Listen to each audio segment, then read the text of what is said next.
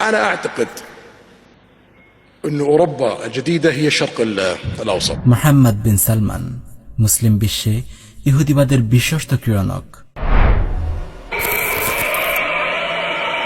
هبت رياح العاصفة هبت رياح العاصفة هبت رياح العاصفة على الأيادي خاطفة।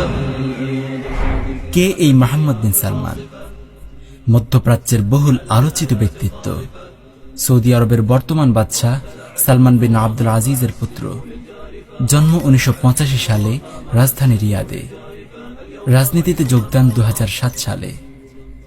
2015 সালে প্রতিরক্ষা মন্ত্রী হিসেবে নিযুক্ত হন। 2017 সালের 21 জুন ক্রাউন প্রিন্স মোহাম্মদ বিন নায়েফকে সরিয়ে ক্রাউন প্রিন্স হিসেবে নিযুক্তি লাভ করেন। পাশ্চাত্য দুনিয়ায় তাকে সংক্ষেপে MBS নামে ডাকা হয়। কূটনীতি, প্রাসাদ ষড়যন্ত্র ও সাম্রাজ্যবাদী গোষ্ঠীর প্রত্যক্ষ সহযোগিতায় ধীরে ধীরে তিনি উঠে আসেন আন্তর্জাতিক রাজনীতির রঙ্গমঞ্চে।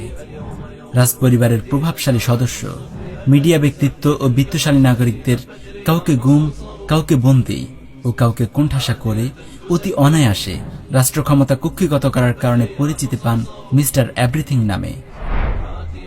বিন সালমানের ইসলাম বিদ্বেষী এজেন্ডা প্যাকেজ ভিশন 2030। 25 এপ্রিল 2016 সালে মোহাম্মদ বিন সালমান ঘোষিত ভিশন 2030-তে অর্থনৈতিক পদক্ষেপের পাশাপাশি একটি বড় অংশ জুড়ে আছে শিক্ষা ও সাংস্কৃতিক এজেন্ডা। এটি মূলত জাজিরাতুল আরবের সম্ভাবনাময় ভূমি থেকে বিশুদ্ধ ইসলামী ভাবধারা ও সংস্কৃতিকে ঝেঁটিয়ে বিদায় করে সেখানে মডারেট ইসলামের নামে সর্বনাশা ইউরোপীয় বস্তুবাদী শিক্ষা ও ভোগবাদী সংস্কৃতি আমদানির একটি সুপরিকল্পিত নীলনকশা। ভিশন 2030 ইসলামের বিরুদ্ধে প্রকাশ্য যুদ্ধ ঘোষণার নামান্তর। ভিশন 2030 এর কতিপয় দিনভিত্তিক agenda: 1. Red Sea luxury resort project. Hejaz উপকূলের উত্তরাংশে উলমুজ ও আলওয়াজ শহরের মাঝামাঝি এলাকায় তরুণদের বিনোদনের জন্য এক বিশাল বিলাসবহুল বিচ রিসোর্ট নির্মাণের প্রকল্প হাতে নিয়েছে সৌদি কর্তৃপক্ষ। এটি ভিশন 2030-র একটি গুরুত্বপূর্ণ প্রকল্প। 2. বিনোদন সেক্টর। বিনোদনের নামে আরব তরুণদেরকে পাশ্চাত্যের সর্বনাশা অবাধ যৌনাচারের দিকে ঠেলে দিচ্ছে বিন সালমান। 2016 সালের মে মাসে বিনোদন কর্তৃপক্ষ আরব তরুণদের বিনোদনের জন্য $2 মিলিয়ন বিনিয়োগের একটি রাষ্ট্রীয় ফরমান জারি করে। 2017 সালের মে মাসে রিয়াদে মার্কিন গায়ক টবি কিথ ও সৌদি গায়ক রেবে সাগার যৌথ অংশগ্রহণে অনুষ্ঠিত হয় ইতিহাসের প্রথম লাইভ কনসার্ট। 2017 সালের এপ্রিলে সৌদি কর্তৃপক্ষ আল কিদিয়াতে 334 বর্গ কিলোমিটার এলাকা জুড়ে বিশাল ক্রীড়া, সংস্কৃতি ও বিনোদন কেন্দ্র স্থাপনের ঘোষণা দেয়। 2018 সালে রিয়াদে অনুষ্ঠিত লাইভ কনসার্টে পরিবেশিত হয় গান ও উদ্দাম নারী নৃত্য। অশ্লীলতা ও বেহায়াপনায় ইউরোপকেও হার মানায় এই কনসার্ট। 3. নারী অধিকার। 2017 সালে ছেলে ও মেয়ে উভয়ের জন্য স্কুলে শরীর চর্চা ও ক্রীড়া ক্লাস নেওয়ার ঘোষণা দেওয়া হয়। একই বছর নারীদেরকে স্টেডিয়ামে গিয়ে খেলাধুলার অনুমতি দেয়া হয়। 2016 সালের সেপ্টেম্বর মাসে নারীদেরকে ড্রাইভিং এর অনুমতি দিয়ে একটি রাজকীয় ফরমান জারি করা হয়। 2018 সালের জুন মাসে যা বাস্তবায়িত হয়। সম্প্রতি নারীদের উপর পুরুষের অভিভাবকত্ব বাতিলের জন্য কাজ করছে বিন সালমান। 4. শিক্ষা বিভাগ। পাঠ্যক্রমে চলছে ব্যাপক হারে পশ্চিমাকরণ প্রক্রিয়া। মধ্যমপন্থী ইসলামের নামে টেক্সট বই থেকে বাদ দেওয়া হচ্ছে জিহাদের পাঠ। তাইফ বিশ্ববিদ্যালয়ে প্রথমবারের মতো খোলা হয়েছে মিউজিক ডিপার্টমেন্ট। চলতি বছর রিয়াদে প্রথমবারের মতো খোলা হয়েছে মিউজিক ইনস্টিটিউশন। এভাবে গান বাজনার মতো হারাম কর্মকাণ্ডের বিস্তার ঘটাচ্ছে বিন সালমান। 5. মূর্তি স্থাপন। বিন সালমান প্রগতি ও সংস্কৃতির নামে মক্কা মদিনার দেশে মূর্তি স্থাপন করেছে। জেদ্দায় তারা স্থাপন করেছে আমেরিকার স্ট্যাচু অব লিবার্টি। তাওহীদের ভূমিতে মুশরিক হিন্দুদের বিশাল গণেশের মূর্তি রেখে পূজাও করা হয়েছে কিছুদিন পূর্বে। আল্লাহ তাআলা আমাদেরকে হেফাজত করুন। 6. হকপন্থী আলেমদেরকে গুম, খুন ও নির্যাতন। কাফেরদেরকে খুশি করতে গিয়ে বিন সালমান হকপন্থী তাওহীদবাদী ওলামা মাশায়েখদের কাউকে বন্দী করছে, কাউকে গুম করে ফেলছে চিরতরে, কাউকে প্রহসনের বিচারের মাধ্যমে খুন করেছে, কাউকে কারাগারে নির্যাতন করে হত্যা করেছে। বিগত কয়েক বছরের মধ্যে বিন সালমানের মদদে 38 জন আলেমের হত্যার তালিকা সামনে আসে। গোপন খুনের সংখ্যা আরো বেশি। শেখ নাসির আল ফাহাদ, শেখ সুলাইমান আল উলওয়ান, শেখ সালেহ আল মুনাজ্জিদ, শেখ খালিদ আর রশিদ, শেখ সালমান আল আউদাহ সহ শত শত বরেণ্য আলেম ধুকে ধুকে মরছে অন্ধকার কারা প্রকোষ্ঠে। বিন সালমানের মুসলিম গণহত্যা। 2015 সালে প্রতিরক্ষা মন্ত্রী হওয়ার 2 মাস পরেই বিন সালমান মুসলিম দেশ ইয়েমেনে শুরু করে ডিসিসিভ স্টর্ম নামে একটি ধ্বংসাত্মক অপারেশন। হুথি বিদ্রোহীদেরকে দমনের আড়ালে এখনও চলছে নির্মম মুসলিম হত্যাযজ্ঞ। দুর্ভিক্ষে মারা যাচ্ছে লক্ষ লক্ষ মানুষ। এ কাজে সহযোগিতা করছে ক্রুসেডার জোট। পৃথিবীর সবচেয়ে নির্যাতিত জাতি উইঘুর মুসলিম। আজ গোটা জিনজিয়াং প্রদেশ যেন এক উন্মুক্ত কারাগার।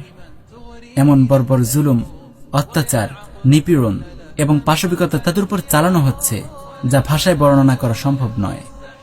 10 লক্ষ মুসলমানকে কনসেন্ট্রেশন ক্যাম্পে বন্দী করে পাশবিক নির্যাতন চালানো হচ্ছে। এই করুণ মুহূর্তেও বিন সালমান চীন সফর করে $1 বিলিয়ন বাণিজ্যিক চুক্তি সাইন করেছে এবং সরাসরি কমিউনিস্ট চীনের এই বর্বরতাকে সমর্থন দিয়ে বিবৃতি দিয়েছে সন্ত্রাস দমন ও চরমপন্থার বিরুদ্ধে কাজ করার অধিকার চীনের রয়েছে।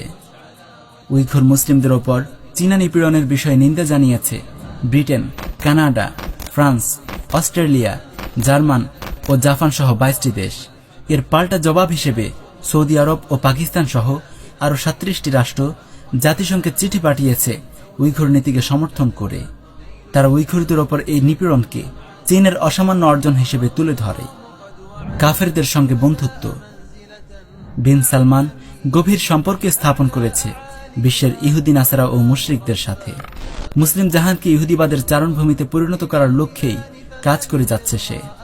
ইসরায়েল আমেরিকার সঙ্গে বিন সালমানের গভীর সম্পর্ক এখন মিডিয়ার হট টপিক। ইসরায়েল ও আমেরিকার অঙ্গুলি নির্দেশের বাইরে কিছুই করতে সক্ষম নন বিন সালমান। ইহুদিবাদী চক্রের বিশ্বস্ত সদস্য হিসেবে মুসলিম বিশ্বে তাগুতি তাণ্ডব চালাচ্ছে MBS।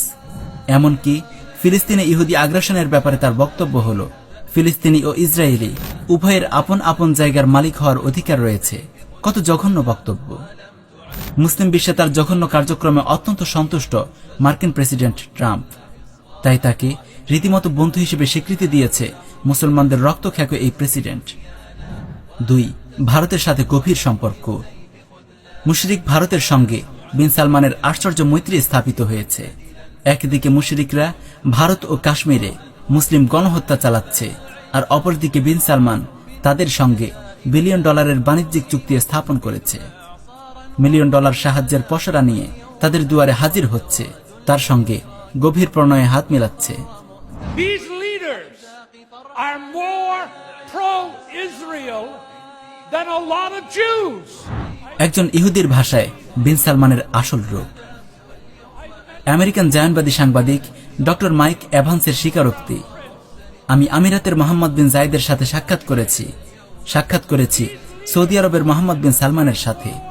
আমি আপনাদেরকে একটা আশ্চর্যজনক কথা বলতে যাচ্ছি। আরবের এই নেতারা অনেক ইয়াহুদের চাইতে আরো বেশি ইসরায়েলের সহযোগী, প্রো ইসরায়েল। সৌদি আরবের যুবরাজের সাথে যখন আমার সাক্ষাৎ হয়, তখন আমি তাকে বলি, ইহুদি খ্রিস্টানদের সম্পর্কে আপনার অভিমত কি? সে বলল, আমি তো উভয় জাতিকে ভালোবাসি। আমি জিজ্ঞেস করলাম, কেন? সে বলল, কারণ আমার মা একজন ইহুদি। আমি বললাম, কি বলছেন? সে বলল, আমাকে যে লালন পালন করে সে নারী ছিল একজন ইথিওপিয়ান ইহুদি। দীর্ঘ 2.5 ঘন্টা যাবৎ মোহাম্মদ বিন সালমানের মুখে ইসরায়েল নিয়ে মনোমুগ্ধকর কথা শুনি। বিন সালমান বলেন, আমি হোয়াইট হাউস ও প্রেসিডেন্টকে এ ব্যাপারে বলবো। বিন সালমানের এসব কথা শুনলে আপনার মন পুলকিত হয়ে উঠবে আনন্দে যে এই মানুষটি কিভাবে চিন্তা করে ইসরায়েল নিয়ে। তার একটি স্টেটমেন্ট এমন। আমি বললাম, ফিলিস্তিনিদের কি করণীয়? বিন সালমান বলল, এটার সমাধান খুব সহজ। তাদের করণীয় হচ্ছে ইসরায়েলের কথা মোতাবেক চলা। এটাতেই সমাধান। I said, what can the Palestinians do? He said, it's simple. They need to copy Israel. Copy Israel, that's all. Bangladesh সহ বিভিন্ন দেশে ইহুদিবাদের বিশ্বস্ত ক্রিয়নক গাদ্দার বিন সালমানের অসংখ্য দালাল ছড়িয়ে আছে। পেট্রোডলার দিয়ে মুসলিম দেশগুলোতে সে এক শ্রেণীর মৌলভী বসে। তাদের কাজ হচ্ছে কেবল শাসক গোষ্ঠীর আনুগত্যের সবক দেয়া, সর্বাবস্থায় তাগুতের গোলামের শিক্ষা প্রচার করা, মুসলিম মিল্লাতের মুক্তির একমাত্র পথ জিহাদ থেকে জনগণকে দূরে রাখা এবং মুজাহিদগণের বিরুদ্ধে ফতোয়াবাজি ও কুৎসা রটনা করা। বিন সালমানের পোষা এই মৌলবীদের থেকে সতর্ক থাকা সকলের দিনই দায়িত্ব।